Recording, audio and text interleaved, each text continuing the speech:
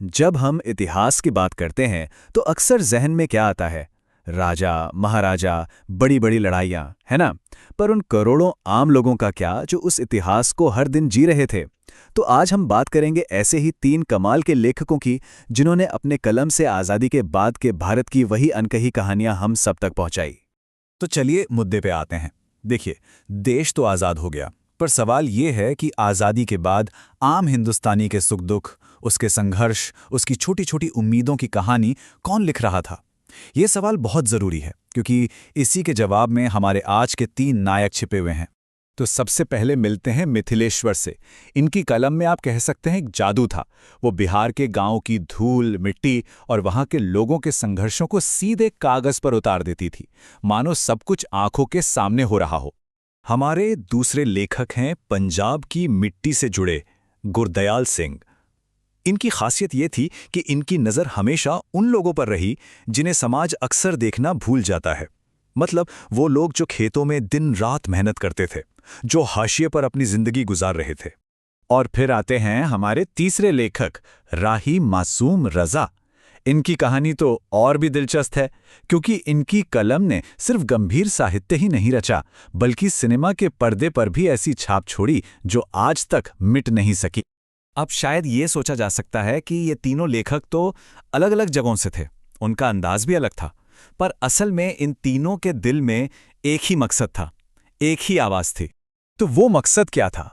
सीधी सी बात है, इन तीनों ने अपनी कलम उन लोगों के लिए उठाई जिनकी कोई आवाज नहीं थी, जिन्हें कोई नहीं सुनता था। इन्होंने बड़े बड़े शहरों से दूर आजादी के बाद के असली ग्रामीण भारत का हाल लिखा। इनकी कहानियों का हीरो हमेशा आम आदमी होता था और विलन था वो सामाजिक अन्याय जिससे वो हर रोज लड़ता था। चलिए थोड़ा और गहराई में उतरते हैं। इनकी लिखाई की सबसे बड़ी ताकत पता है क्या थी? वो ये कि इनकी कहानियां हवा हवाई नहीं थी। उनकी जड़ें अपनी जमीन में, अपनी मिट्टी में बहुत बहुत गहरी थी। यहां साफ साफ देखा जा सकता है।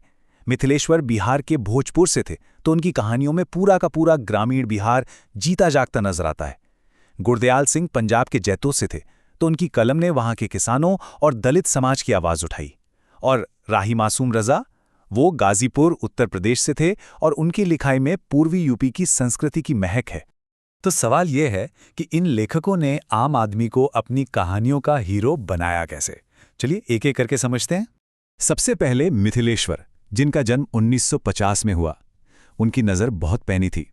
उनकी एक बहुत मशहूर बात है कि बदलाव के नाम पर हुआ यह है कि आम लोगों के शोषण के तरीके बदल गए हैं। मतलब आज़ादी के बाद भी शोषण बंद नहीं हुआ, बस शोषकों ने, जमींदारों और साहूकारों ने शोषण करने के नए नए तरीके निकाल लिए थे। कितनी सच्ची बात है। अब आते हैं गुरदयाल सिंह पर। उन्होंने जानबूझकर अपने किरदार खेतीहर मजदूरों और दलित समाज के बीच से चुने। वो उन लोगों की कहानी कहते थे जो सदियों से एक दमनकारी सामाजिक व्यवस्था का शिकार थे। एक ऐसी व्यवस्था जो सिर्फ उनका शरीर नहीं, बल्कि उनकी आत्मा तक को कुचल देती थी। और पंजाबी साहित्य में उनके इसी बेमिसाल काम के लिए गुरदयाल सिंह को ज्ञानपीठ पुरस्कार से सम्मानित किया गया। ये भारत का सबसे बड़ा साहित्यिक सम्मान है।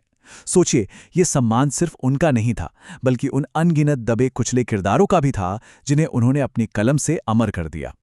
और अब हमारे तीसरे लेखक राही मासूम रजा। इनका सफर तो बिल्कुल फिल्मी था। इन्होंने गंभीर साहित्य और आम लोगों के सिनेमा के बीच एक मजबूत पुल बनाया, जो बहुत कम लोग कर पाते हैं। और इनके प्रभाव का अंदाजा बस इसी एक नाम से लगाया जा सकता है, महाभारत।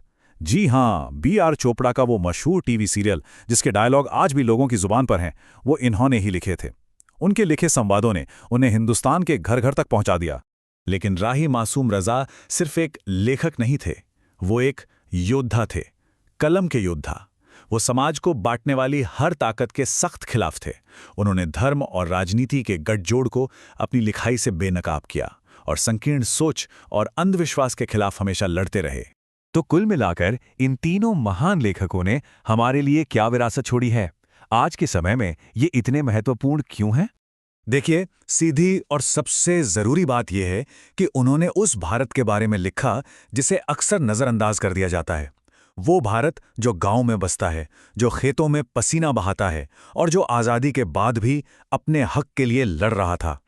उनकी विरासत यही है कि उन्होंने एक बदलते हुए देश की सच्ची कहानियों को हमेशा के लिए जिंदा कर दिया। उन्होंने आम आदमी के दुख दर्द को एक साहित्यिक सम्मान दिया और हाँ, क्षेत्रीय साहित्य को राष्ट्रीय पहचान दिलाकर आने वाली पीढ़ियों के लिए प्रेरणा का एक बहुत बड़ा स्रोत बन गए। और अब अंत में एक सवाल जो हम सबको सोचना चाहिए। मिथिलेश्वर गुरदयाल सिंह और राही मासूम रजा ने अपने समय की अनकही कहानियां लिखीं, पर आज के इस दौर में आज के भारत की अनकही कहानियां कौन लिख रहा है? इस पर जरूर सोचिएगा।